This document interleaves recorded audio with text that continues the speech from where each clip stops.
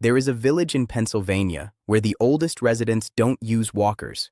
They don't complain about bad knees. They don't spend their mornings stiff, shuffling to the kitchen, gripping the counter just to stay upright. They wake up, they move, and they work, well into their 80s and 90s, with the ease that would make most 50-year-olds embarrassed. And for a long time, researchers assumed it was just the lifestyle, the manual labor, the clean food, the lack of stress. But then they started looking closer, and they noticed something strange, something that didn't fit any of the usual explanations. Every single morning, before the day's work began, the older members of these Amish communities would walk backwards. Not far, not fast, just 100 steps backwards, along a flat path or across the yard. Slow, deliberate, intentional.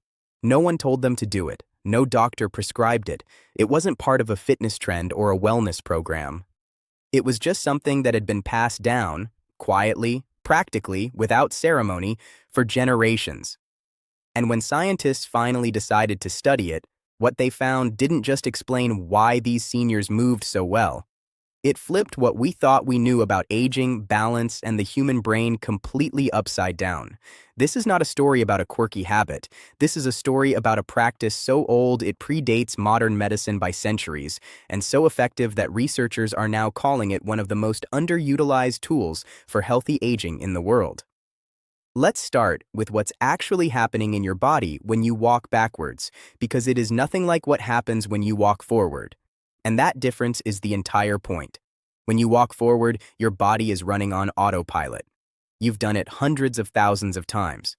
Your brain handles it the same way it handles breathing, mostly in the background, with minimal active engagement. Your muscles fire in a pattern they've memorized. Your eyes look ahead. Your balance system barely has to think. It's efficient, yes, but efficiency, in the context of aging, is not always your friend, because the systems that don't get challenged don't get maintained. Now walk backwards. Suddenly, your brain has no script to follow. It cannot rely on habit or pattern recognition. It has to actively coordinate your feet, your core, your eyes, your inner ear, your sense of spatial awareness, all at once, all in real time, all without the visual cues it normally depends on. The cerebellum, the part of your brain responsible for balance and coordination, lights up like a switchboard. Muscles in your calves, your hamstrings, your lower back, muscles that almost never get properly loaded during forward walking, are suddenly doing serious work. Your knees, which are constantly under compression when you walk forward, experience a completely different load distribution walking backwards. The pressure shifts. The cartilage gets stimulated from angles it normally never sees. In other words, 100 steps backwards isn't just exercise. It's a full neurological and musculoskeletal recalibration that your body cannot get any other way. But here's where the Amish dimension of this story becomes genuinely fascinating. Because this wasn't discovered in a lab, it wasn't published in a journal first, it was lived daily by communities that have been doing it for so long, the origin has been absorbed into the culture itself. Ask an elderly Amish man why he walks backwards, and he'll give you the same answer his grandfather gave, and the answer his grandfather's grandfather gave. Because it keeps the body honest. That phrase. Keep the body honest. It sounds simple, but it contains something that took modern science decades to articulate. The idea that the body adapts to whatever you consistently ask it to do, and if you consistently ask it to do easy, familiar, predictable things, it will become efficient at those things and fragile at everything else. Falls in the elderly aren't primarily a strength problem. They're a coordination problem, a reaction time problem, a brain-to-body communication problem. And those problems develop not because the body broke down, but because the nervous system was never given enough unpredictable input to stay sharp.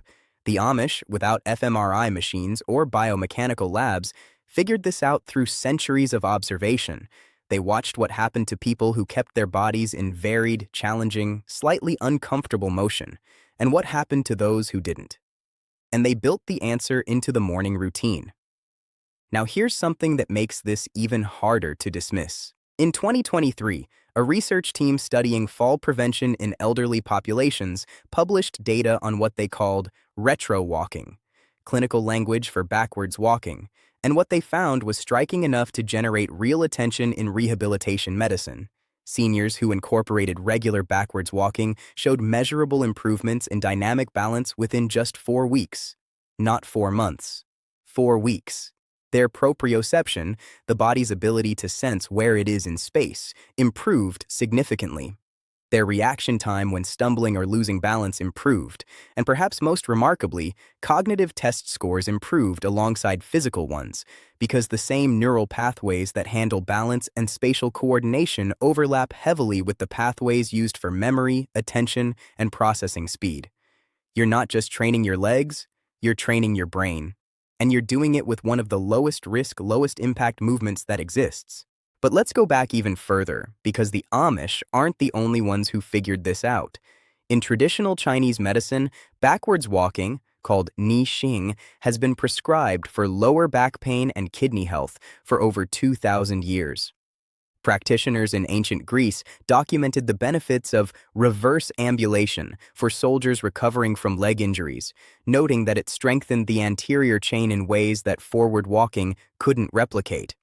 Japanese monks in certain mountain traditions incorporated backwards walking into their daily movement practices as a form of active meditation, specifically because it forced complete present moment attention.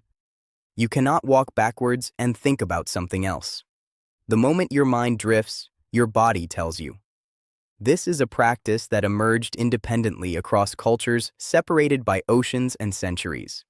That's not coincidence. That's signal. When unconnected civilizations keep arriving at the same answer, the answer is usually right. And yet, here we are, in an era of foam rollers, compression boots, and $500 fitness trackers, completely ignoring one of the oldest, most consistently validated movement practices in human history because it looks a little strange in the parking lot. Let's talk about the knees specifically, because this is where a lot of people first feel the difference, and where the science is most concrete. The knee joint is designed to handle load, but it has a preferred range and a preferred direction. Forward walking loads the patellofemoral joint, the kneecap against the femur, in a way that, over decades, contributes to the cartilage breakdown we call osteoarthritis. The incline of most surfaces, the heel strike pattern, the forward lean of modern movement all concentrate pressure on the same surfaces of the joint, over and over for a lifetime. Backwards walking inverts this entirely. The heel strike disappears, you land toe first. The knee never locks into full extension during the loading phase. The quadriceps, which are chronically overused and tight in most people, are suddenly working in their lengthened range. The hamstrings, which are chronically underloaded, take on primary responsibility. For people with knee pain, this isn't just interesting, it's often immediately noticeable. The pressure that normally comes with walking is simply gone, which is exactly why physical therapists began adopting retro walking as a rehabilitation tool for knee replacement patients, not after some radical new research, but after watching patients accidentally discover it themselves and reporting significant pain reduction. There's also what happens to the lumbar spine. The lower back is one of the great casualties of modern life. Hours of sitting, forward-loaded posture, and the cumulative effect of walking on flat surfaces with shoes that alter our natural gait. The erector spinae muscles that run along either side of the spine are supposed to be active, variable, responsive.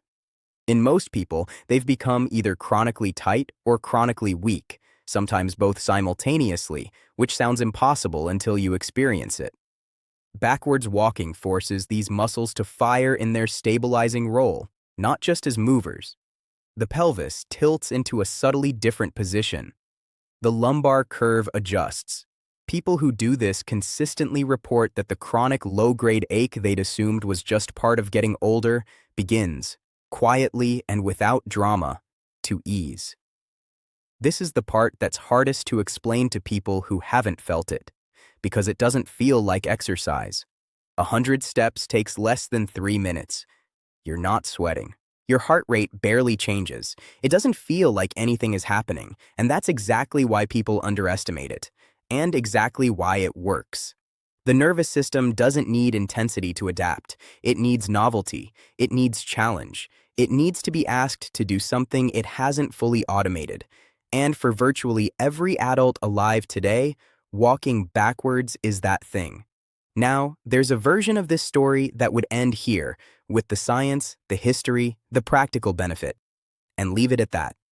But there's one more layer that I think matters, and it has to do with what the Amish practice reveals about how we've chosen to age as a culture. We have built a model of aging that is almost entirely reactive. We wait until something breaks, and then we try to fix it. We wait until the balance is gone before we work on balance. We wait until the knee is arthritic before we think about how we were loading it. We wait until the fall before we address the system that failed. And then we act surprised when people in their 80s in rural Pennsylvania are outperforming people in their 60s in medical waiting rooms. The Amish don't have a longevity secret exactly. They have a longevity philosophy, and it is built on the idea that the body must be consistently asked to do things that are slightly hard, slightly unfamiliar, and slightly uncomfortable every single day before it needs to, not after it fails to. 100 steps backwards isn't about fitness. It's about maintenance. It's about sending the signal every morning that the nervous system still needs to be sharp, the joints still need to be loaded from new angles, the brain still needs to coordinate something it can't do on autopilot. That's the message the Amish have been passing down for generations. Not in a book, not in a protocol, just in the daily act of doing it, quietly, without fuss, before the sun gets high and the work begins. And the reason modern science keeps arriving at the same conclusions is because the underlying biology hasn't changed. The brain that benefits from retro walking in 2026 is the same brain that benefited from it in 1748. The knee that gets relief from reversed load distribution is following the same mechanical principles it always has. The nervous system that wakes up when asked to do something unfamiliar has always worked this way. The practice is old, because the body is old, and what works for it hasn't fundamentally changed. So here is the practical reality, stripped of everything else. You do not need equipment, you do not need a program. You do not need to clear a large space or wear special shoes or follow a protocol. You need a flat surface, a hallway, a yard, a quiet street, and about 2 to 3 minutes. You walk backwards, slowly, counting 100 steps. You keep your head up, your core lightly engaged, and your attention completely present. You do it every day, ideally in the morning. That's it. That's the whole thing. If you have balance concerns, you start near a wall. If you have an injury, you clear it with whoever is managing that injury first. But for the vast majority of people, this is one of the safest, most accessible movements available. Toddlers do it instinctively. The fact that we stop somewhere in early childhood and never do it again until we're in a physical therapy clinic recovering from a fall is one of the stranger decisions we've made as a culture. Start with 100 steps. See what you notice after 2 weeks. Not in terms of dramatic transformation, this isn't that kind of practice. Look for the subtle things. The knee that feels a little less cranky going downstairs. The lower back that's less stiff when you get out of bed. The moment where you stumble slightly and catch yourself faster than you expected to. Those small things are the nervous system coming back online. And small things, sustained over years, are what the difference between walking at 80 and not walking at 80 actually looks like. The Amish have known this for centuries. The researchers are catching up. And now you know it too.